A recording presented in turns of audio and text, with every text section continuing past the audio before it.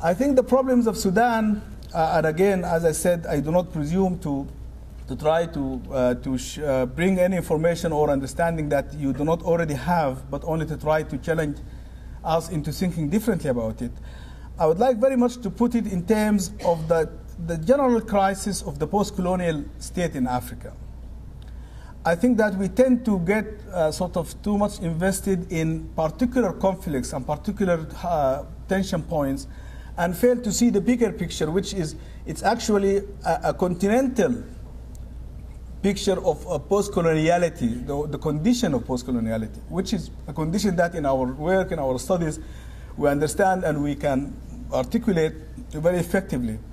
And the point, I think, also is that the crisis of the post-colonial state in Africa, or the African post-colonial state, is a crisis, is a multiple crisis, of course, but I think for me the point is that whether it is Liberia or Sierra Leone or Sudan or Uganda or any part of the continent that you look at, it's that it challenges the assumptions of the notion of national sovereignty.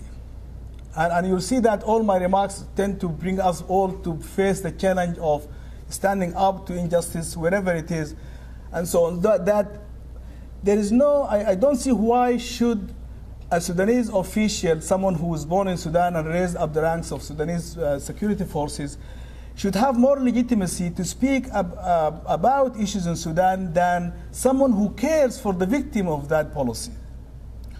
And so the point for me is that national sovereignty has to be earned. It is not something that we grant by virtue of decolonization and the processes of what is known as juridical sovereignty.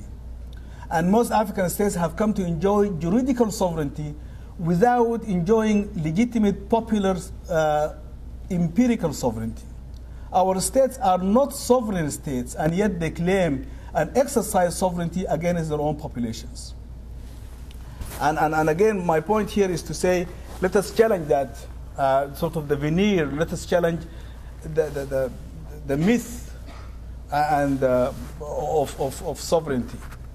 Governments which do not protect the vital interests of their own population, who are predators over their own population, do not deserve to be acknowledged as sovereigns of that population or of that territory, of that country.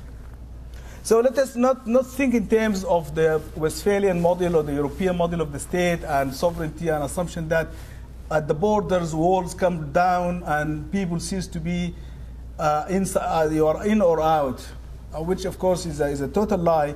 But we should acknowledge that the reality of our humanity transcends these artificial notions of sovereignty and so on. I think we need to strive to make the state accountable for the sovereignty it claims, and also that we need to engage local, regional, continental, global issues that perpetuates the lack of accountability. And I think in the conflicts that we have and the violence that we have in Sudan, we see how the lack of accountability is really what is at the heart of it. And that we have to come to accountability, and we have to acknowledge and to invest in accountability if we are ever to break the cycle of violence in our societies and countries. And on the point about conflict and violence, what I would like to suggest is that conflict is permanent. That there will never be a human situation without conflict, whether it is a couple or a family or members of an association or a college or a society at large. Conflict is permanent. That is, we should not have the illusion that we can end conflict. What we need to do is to mediate conflict and to regulate conflict and to control and contain conflict, that it does not spill into violence. What is bad and what is preventable is violence. But I don't think that conflict is bad. In fact, I think conflict is creative. And conflict will stay with us. It is not the hope that we can end it, but rather it's a question of mediating and negotiating and creating institutions, mechanisms, structures that will ensure that conflict does not slip into or degenerate into violence. I think part of the crisis in Sudan we see is also part of the continent-wide crisis of that it is a decolonization that has been sort of a work in progress. We have not really quite decolonized. African states, so-called African countries, African societies, are not really rid of colonialism, because colonialism is a state of mind more than it is an actual occupation of territory. And just to be controversial, since I'm here, I believe that the United States is colonizing Iraq. That what's going on in Iraq is classical colonialism, which is to seize sovereignty over territory by military conquest without legal justification. But what is even more alarming and more troubling is that in the colonized there is an acceptance of the state of colonialism or conditions of colonialism. And that colonialism is not really limited to external.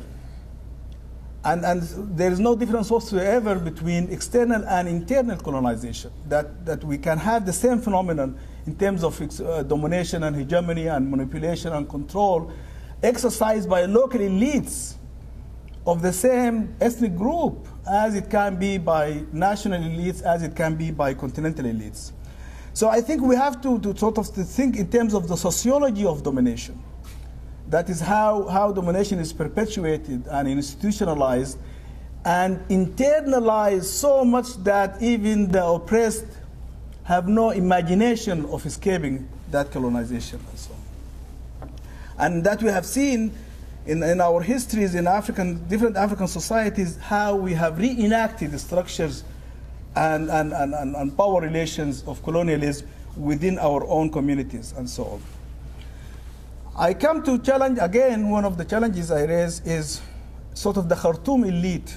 And by the Khartoum elite, I mean a very wide, broad section. It's not only those who are in power, but also those who are sort of ready to come to power, those who are sort of negotiating and sort of seeking ways of angles and so on. And that, again, is not, unfortunately, the monopoly of the northern Sudanese people where I come from. I come from Shendi, by the way. So I am from that region, which is guilty and responsible for a lot of the suffering. But I think my challenge is to all elites who make Khartoum the focus of their attention, and seizing power in Khartoum is really the dream that they fantasize about. And I think that we have this myth, I think in the post-independence, or I don't say sort of independence period, but since Sudan achieved formal political independence in 1956, we have this mythology of Khartoum, that somehow things happen in Khartoum, and that if you control Khartoum, you control the country, and if you make a difference in Khartoum, you make a difference in the whole country. And that, of course, is a total fallacy. But that is a fallacy that is as much enticing and attractive for the left and the so-called dissident intellectuals in Khartoum as it is for those who wield military and coercive power in Khartoum.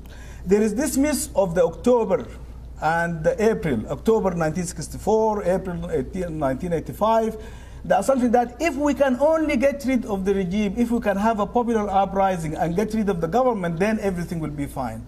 And of course it failed, and it failed, and it failed, and it will fail again. It is more than a change of regime, it's more than a change of a government. That we have to really address structures of racism, structures of exploitation, structures of exclusion. I think that so long as we have the politics of exclusion, we will have the politics of protest. And until we have the politics of participation, we will not have the politics of peace and of development and of human security. And so the crisis and the roots of the problem go deeper into our consciousness, in our awareness. Those of us who happen to get the education and to speak the foreign languages and to travel abroad have internalized, unfortunately, the elite of Khartoum mentality about thinking that we can make a difference from Khartoum. And I think that building peace have to be from the bottom up, and that we have to somehow to reimagine Sudan in a way probably that Dr. John Garang was articulating, I think so inspiringly and effectively for many of us. But I think the point is that we can't just simply rely on the Garangs and whoever else, or Ustaz Mahmoud Muhammad Tahi in my case, that every Sudanese has to be that for the difference to be made and to be sustained. That I think one of our myths also is the myth of leadership. That we think that, often we hear people saying that we lack leadership, that we don't have leaders. Where are leaders going to come from? And whom are they going to lead? I think leadership has to be something that every member of the group, of the party, exercises and enjoys for it to be effective. If you are dreaming of, there are no messiahs that are going to save us. If we don't save ourselves, nobody else will save us, especially our leaders. I think the mold of Sudan, of the post-colonial Sudan, has been broken. That for good and for bad, the current regime has really dismantled everything that we have taken for granted in terms of our, at least even our illusions of possibilities of transformative action from Khartoum. And the question is now how to reimagine and how to rebuild a mold that will work. And I think the Sudan Studies Association, and that's what I was starting with my remarks, that we and our students know what it takes to start that process of reimagination. The question is, do we have the will to act on our knowledge? And I think that we have to see also our knowledge and our action. And here I defy sort of cultural boundaries, religious boundaries, national boundaries, because of what I said earlier about global citizenship. That the question is that we have to understand, and I think we do, that our agency cannot displace the agency of others and hope to save them. That again, we are not sort of the Marines coming to save Sudan. Of course, as we know, that sort of image sometimes floats. I mean, that we have to challenge our own assumptions about what we can do and how we can do it. I think the possibilities of, and I do intend to keep it brief, I think the possibilities of peace and rehabilitation, and I was thinking primarily of Darfur, not that the South is out of still the crisis, but I meant that Darfur also even defies some of our other assumptions that may have been somehow partially sort of applicable to understanding what was going on in the South. I think peace and rehabilitation of communities, of societies, of regions, of the country and of the continent is always going to be contingent and contested. That again here, in the title, when we see the title referring to peace in Sudan, the wages of peace in Sudan, peace is not an event. It's a process, and it is a process of incremental, that it is a challenge that every day has to be built on and taken up, and it is not something that we can accomplish, and here we go, peace is done, so what else? It is never going to be like that. It's always going to be contingent and contested and very ambivalent even, in terms of what do you mean by peace, and whose peace, and on whose terms, and that's why I think the politics of participation is so critical. Conflict that spills into war and violence is the conflict of is the politics of protest, and until we supplant or supplement or replace that by the politics of participation, we're not going to sustain peace. And that's why I mean when I say that it has to be built from the bottom up as a process, that we have to draw on the actual demographics, on the environmental, institutional, and social resources of the communities in building peace from the bottom up. I think that we can contribute to a better understanding of the civil wars in Sudan, and it is wars in the plural. I mean, there are wars that are active and there are wars that are in the making, but we should have no illusions that we have multiple wars civil wars going on in Sudan. And I think part of the tragedy, as I said, it is that political powerlessness that, unfortunately, sad as it is, that probably Sudanese acting inside Sudan have less to say and to do about making a difference than probably people who care and are engaged, who are away from Sudan, and probably particularly in the United States. The way we vote in American elections had a lot to do with what might happen in Sudan or Lebanon or Iraq or Afghanistan or any other place. So it is again, that sense of pragmatic optimism, of realizing that we have to work with the structures of power as we have them in order to transform them. But we cannot just simply hope to step out of our skin, out of our reality, into a glorious future with the sun shining, and although sun may not be welcome these days. So that metaphor, I think, have to be also challenged.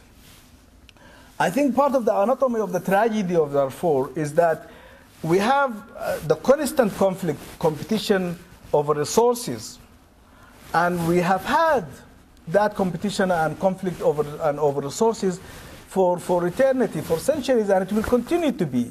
And the question is the failure and the collapse of the mediation mechanisms.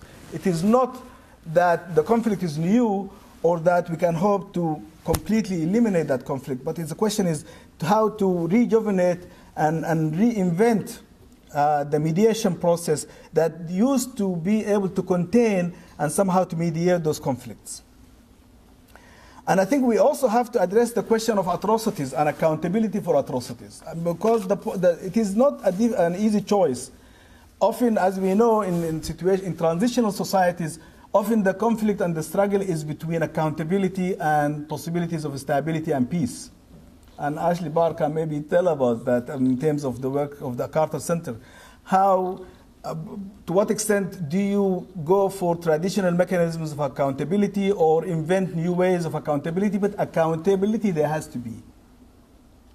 And I think that is the point that has to be emphasized. And maybe here is where some of our expertise and imagination can be ignited and so on. I think part of the problem, of course, as we know, the situation of Darfur is the militarization of the region. And also the destruction and the disruption of traditional structures of authority and tribal or communal authority and tribal leadership that is no longer capable of recontaining the situation. So here is the challenge is not that it is not a question of going back to what used to be, because there is no way of going back ever, anywhere, anytime, for anything. But it's a way of going forward with the understanding of what it is that worked in the past. And I think that in terms of trying to create mechanisms of mediation of conflict and to reestablish those or to create those and to combat violence and to bring accountability and always to focus on communities and local groups and working, as I said, from the bottom up. I think the wages of peace in Sudan are the wages of peace everywhere, meaning that it is a totally interconnected and integrated human condition that we cannot hope to achieve sustainable peace in Sudan without addressing sustainable peace in Chad or Uganda or Iraq or Lebanon or anywhere else. So that understanding of the interconnectedness and the global nature of our situation, and that we have to focus on accountability and participation at every level, and not only at so-called local or national level. I think ultimately the challenge for us in this room is the challenge of speaking truth to power. And it is ironic that in human history that always seems to be the problem, that somehow some of us are not able to speak truth to power. And of course, it depends on the truth and the power. Because there is always a truth to be spoken, and there is always a power to whom that truth should be spoken. And I think for us, we should think of what is the power that we need to speak, what truth to. And I think for us, all of us, to take our challenges accordingly, I think. Now, there are risks and there are challenges to what I have been suggesting, this sense of total global engagement, this sense of entitlement to stand up and speak the truth in Sudan, for Sudan, about Sudan, without regard to your color of your skin, color of your skin, or your gender, or your religious affiliation. That we owe it collectively and individually everywhere. There are risks to this, but I think that also there is nothing worthwhile that is risk-free. That all things that are worthwhile involve risks. And we have to understand that taking risks is part of making a difference. Thank you very much.